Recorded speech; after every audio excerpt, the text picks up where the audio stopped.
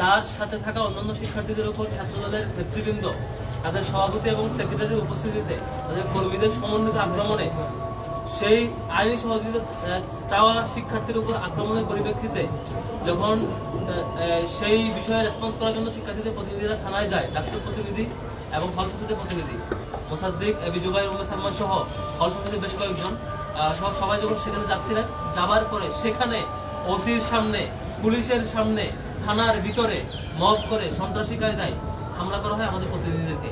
তো সেই প্রেক্ষিতে আজকে 96 ঘন্টা পার হয়ে যাওয়ার পরে বিশ্ববিদ্যালয়ের মাননীয় উপাচার্য মধ্যে এখন পর্যন্ত দৃশ্যমান পদক্ষেপ নেননি। আমরাও সেই প্রেক্ষিতে ডাক্তার প্রতিনিধি একটি তদন্ত কমিটি করি, 7 সদস্য বিশিষ্ট তদন্ত কমিটির তারা সকল ফুটেজ চেক করে যেটুকু ফুটেজ তারা পেয়েছে 22 জন অপরাধীকে শনাক্ত করেছে। সামগ্রিক বিষয়ে আজকে সে অপরাধীদের ব্যাপারে কি ব্যবস্থা নেওয়া হচ্ছে, হয়নি কেন, সামগ্রিক বিষয়ে আজকে ডাকসুর প্রতিনিধি টিম আমাদের সম্মানিত ভিপি আবুসাইদ মোহাম্মদ কায়েমের নেতৃত্বে ডাকসুর প্রতিনিধিবৃন্দ এবং শিক্ষার্থীরা সহ হল সংসদের নেতৃবৃন্দ সহ মাননীয় ডিসি মহোদয় এবং অন্যান্য শিক্ষকদের সাক্ষাৎ করেছেন। সেখানে কি আলাপ হয়েছে এবং আমাদের সামগ্রিক ব্যাপারে পূর্ণাঙ্গ বিবরণ উপস্থাপন করার জন্য উপস্থাপন করছি ডাকসুর সম্মানিত ভিপি আবুসাইদ মোহাম্মদ কায়েম।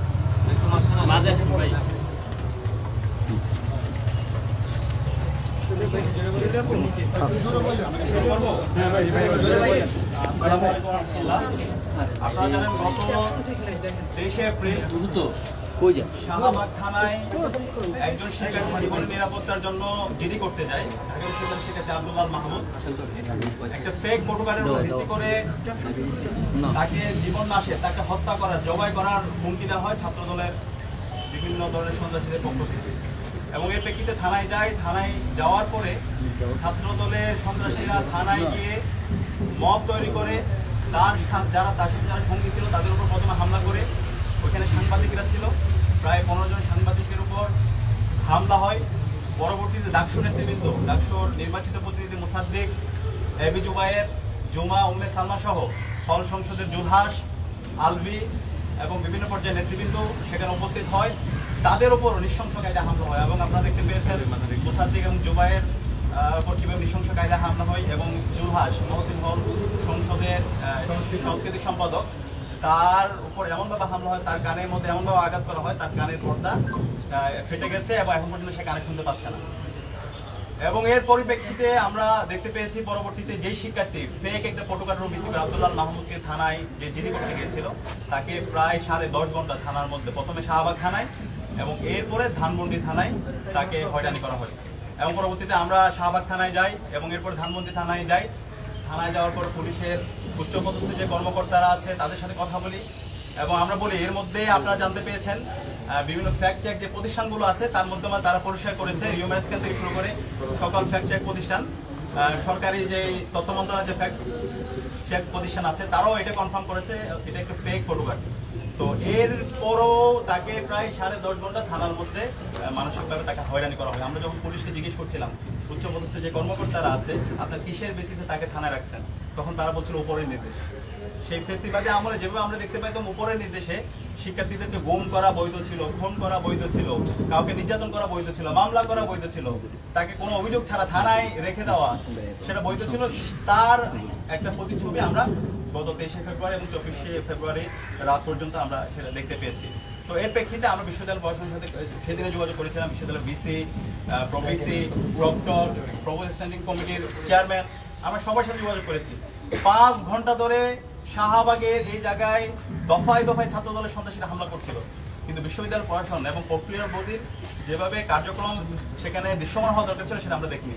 আমাদের কাছে মনে হয়েছে সেই 23 এপ্রিল বিশ্ববিদ্যালয়ের প্রশাসন, রাষ্ট্রীয় প্রশাসন, পুলিশ সবাই একাকার হয়ে, ছাত্রদল এবং বিভিন্ন দল, যুবদল সহ বহিরাগত সন্ত্রাসীরা সবাই একাকার হয়ে ঢাকা বিশ্ববিদ্যালয়ের শিক্ষার্থী, সাংবাদিক এবং আমাদের ডাকসুর নেতৃবৃন্দের উপর নৃশংস কায়দায় হামলা করে এবং সে হামলা আগে থেকে একটা পূর্ব পরিকল্পিত ছিল। তো এই ঘটনার পরে আমরা বিশ্ববিদ্যালয় প্রশাসনকে ফোন দিয়েছি এবং আপনারা জানতে পেরেছেন একটা 24 ঘন্টা এবং 48 ঘন্টার মধ্যে প্রতিবেদন বের করার জন্য একটা কমিটি করা হয়। তো 24 ঘন্টা এবং 48 ঘন্টা পার হয়েছে। সেই রিপোর্ট এখন আজকে আমরা জিজ্ঞেস করেছিলাম সেই রিপোর্টে আপনারা কি কি পেয়েছেন।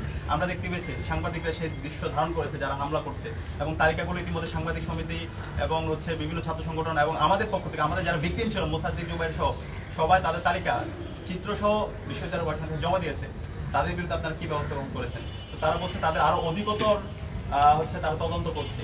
তো আমরা বিগত সময় দেখতে পেয়েছি এবং তদন্ত কমিটি হয়েছে, তদন্ত কমিটি করার পরে তারা এই তদন্তের অধিকতর তদন্তের কথা বলে এইভাবে দায় মুক্তি দেওয়া হয়েছে।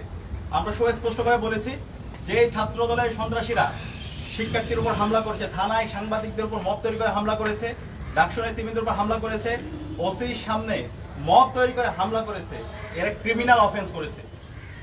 15 জুলাই ছাত্রলীগের সন্ত্রাসীরা বহিরাগত নিয়ে এসে এবং বিশ্ববিদ্যালয়ের সন্ত্রাসীরা যে কায়দায় হামলা করেছে ঠিক একই কায়দায় তার চাইতে জঘন্যভাবে শাহবাগ থানায় এই ছাত্র দলের সন্ত্রাসী হামলা করেছে এবং সেই হামলার চিত্রগুলো আপনাদের কাছে আছে। এবং আমরাও আজকে ডাকসুর পক্ষ থেকে 7 সদস্যের একটা তদন্ত কমিটি করেছি, একদম ডিটেলস 22 জনের আমরা আপনাদেরকেও দিয়ে দেবো। 22 জনের ডিটেলস তথ্য এখানে আছে, ড্রাইভ করে তাদের হামলার চিত্র, তাদের সম্পর্কে বিস্তারিত এবং তাদের ফুটেজ, হামলা সময় কোন পজিশনে ছিল সব আমরা তাদেরকে প্রদান করেছি। তো আমরা তাদেরকে বলেছি দ্রুত সময়ের মধ্যে এই চিহ্নিত যে সন্ত্রাসীরা আছে সকল সন্ত্রাসীদেরকে বিশ্ববিদ্যালয় থেকে তাদেরকে বহিষ্কার করতে হবে এবং বিশ্ববিদ্যালয়ের উদ্যোগে এই সন্ত্রাসীদের বিরুদ্ধে থানায় মামলা করতে হবে।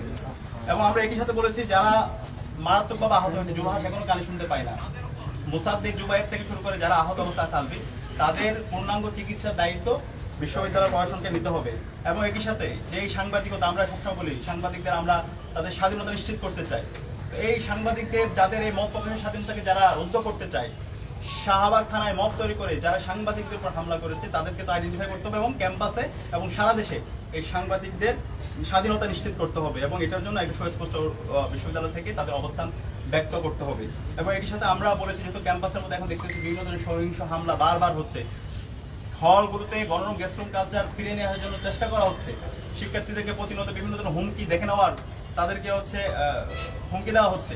তো সেই জায়গা থেকে ক্যাম্পাসে যেন একটা অন্তর্ভুক্তিমূলক রাজনৈতিক আচরণবিধি কোনো কন্ডাক্ট প্রণয়ন করি, বিশ্ববিদ্যালয় প্রশাসন থেকে প্রণয়ন করা হয় এবং ডাকসুর জায়গা থেকে সেই সুপারিশগুলো আমরা বিস্তারিত আকারে দেব এবং পাশাপাশি অন্যান্য অংশীজনদের সাথে আমরা যোগাযোগ করবো। আমরা সকল ছাত্র সংগঠনের সাথে যোগাযোগ করছি, পূর্ণাঙ্গ একটা রাজনৈতিক নীতিমালা ক্যাম্পাসের মধ্যে সেটা আমরা প্রণয়ন করে যারা এটা ভায়োলেট করবে তাদের বিরুদ্ধে আমরা সকল ছাত্র সংগঠন এবং বিশ্ববিদ্যালয় প্রশাসন তাদের বিরুদ্ধে ব্যবস্থা গ্রহণ করবে এবং ওভারঅল ক্যাম্পাসের মধ্যে সামগ্রিক নিরাপত্তা নিশ্চিত করার জন্য বিশ্ববিদ্যালয় প্রশাসন যেন কার্যকর উদ্যোগ গ্রহণ করে।